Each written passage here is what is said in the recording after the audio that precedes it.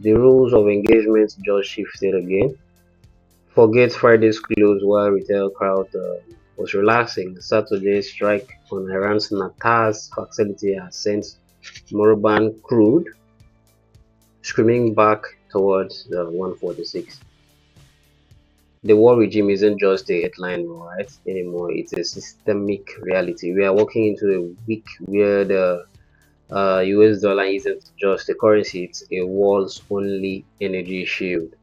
Today, I'm breaking down the massive G8 hierarchy shift, why the British pound has officially joined the power alphas with a unanimous 9 to 0 pivot last week during their interest rate decision, and why the euro is a trap you must avoid. So, grab your charts. Let's talk about the movers. For me, last week the Bank of England shocked the street. We expected a split between, but we got a unanimous 9 to 0 hold, right? The yields went to 4.8% when I checked last, making the GBP a massive yield magnet.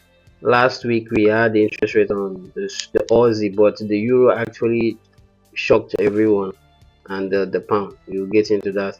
So this is the pound. We had this 2009 talked about no cut at all. So that's what we got, and the AUD they hiked, of course. And what we are looking at here is that the USD is actually the alpha. Why? Because most of the people are buying uh, oil in USD. Apart from the fact that Iran said that any vessel that we passing through the Strait of Hormuz must pay in yuan. I don't know if that's into law currently, but I know that dollar is safe and also it's a liquid safety. Aussie, I'm still ranking Aussie number 2. Yes, they hiked, and due to this inflation trouble in the world, there's going to be a rise in inflation, so they're definitely going to hike potentially in the future.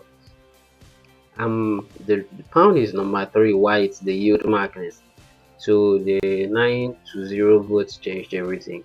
And at the bottom I have my euro, I have my yen. Now why the euro is pricing in a desperation hike into growth collapse. That's why I'm looking at euro weakness.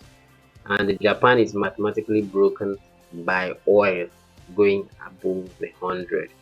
So these are short targets for the move.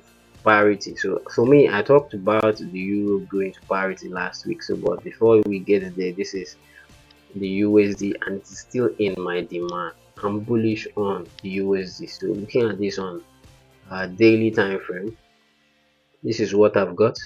I'm still bullish on the the dollar. Unless price breaks that point, it still comes to this. This is my demand. I'm bullish on the dollar. And due to the fact that we are talking about yen weakness, right? I'll be looking at my AUD USD. So this doesn't tap to the lower demand I marked.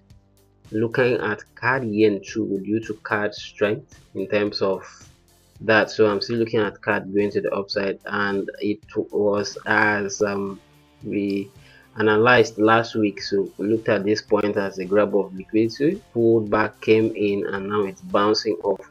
So it's still a continuation into the next week. For euro, yes, there is weakness, but the market is already pricing in 2 hikes for 2026. So it's just going to be a short-term bullish, and for that, I would like to long the EJ, the euro yen. So let's look at it. Yes, which was a position we're holding for some time, but now I'll look forward to longing it from this demand. If price pulls back higher, then we also have the euro NZD. So this is why am I looking at the euro NZD, is because of NZD weakness. So I'm looking at this to this other target, sorry, to that 2.0 area. So this will be my target for that. And euro USD, anything for the dollar pay, I'm off because the market is still not giving a clear direction. But the only dollar pair I might be looking to do anything on will be the shorting of NZD USD. So this is the only pair I'll be looking to short in terms of the NZD weakness. USD JPY, I'm in this position. Yes, we've got oil, which I still expect oil to go higher, regardless. Just because this Saturday, already you heard from what I've given, there's a strike in one of the facilities there. Gold is still going to be to the downside, and I was looking at the stocks, and the stock indices is actually looking quite good. Believe me, this is a supply of like for price to head through, and then we get a short. Why? Because on the weekly time frame we are bearish and we still continue to be bearish. This is what I'm looking out for. So basically this week is a minefield. If Iran retaliates, retaliation escalates, we are going to look at that $200 oil per barrel is no longer what if, it's going to be what when are we going to expect that. I'll be dropping midweek emergency updates on probably Wednesday, and let's just see, are you in the dollar trap or in the gold trap? Any of those. So just trade safe. This is a risky week.